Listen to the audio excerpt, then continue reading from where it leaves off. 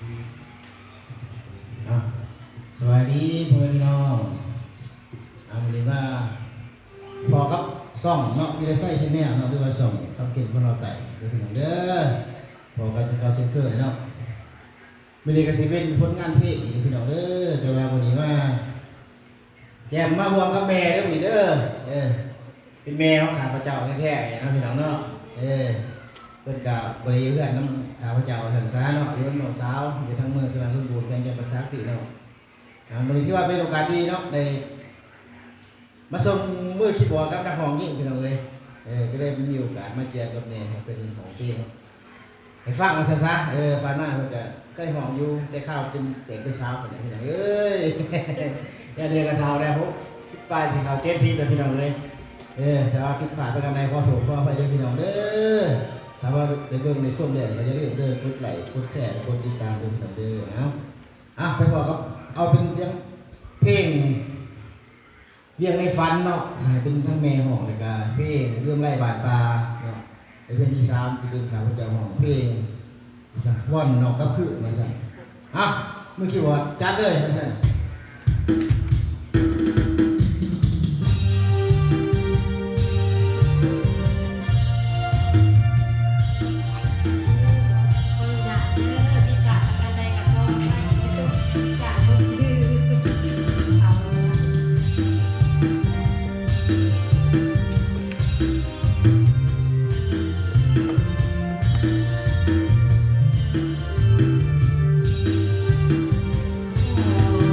เฝ้าคอ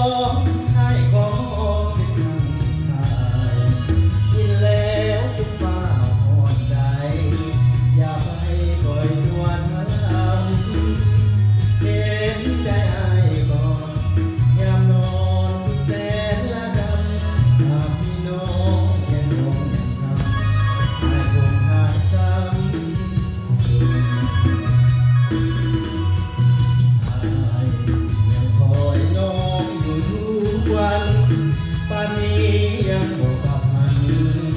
คืนวันอ้ายสุดกำเกินแสนเวทนาลูกน้อยให้เอวคัดคืนยามเข้านอนลูกน้องสะอื้นน้องยังบอกคืนสาใจดำรีบมาเถิดน้องให้ของเป็นคำสุดท้ายยินแล้วจงฟ้าห่อนใจอย่าไปปล่อยตัวทะลักเห็นใจให้ก่อนยามนอนสุดแสนละดำหากพี่น้องยังคงอยากทำให้คงหายซ้ำสุดโทน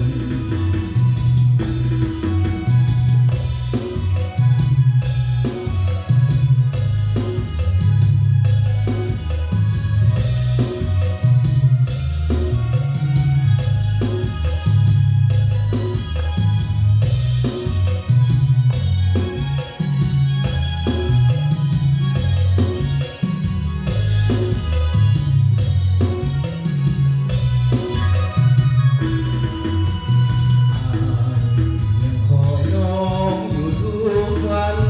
ป่านนี้ยังบ่กลับหันคืนวันอ้ายสุดกำเกินแสนเวทนาลูกน้อยให้แอวหัดคื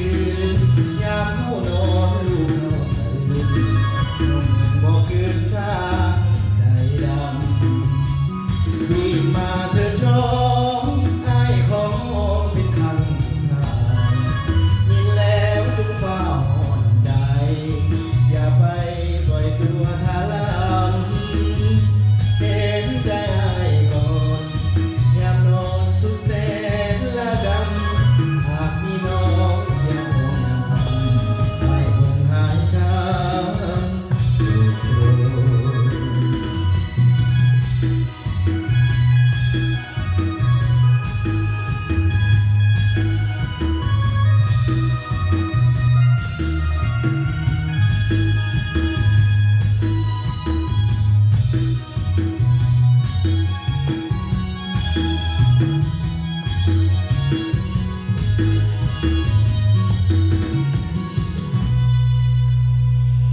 อ่ะ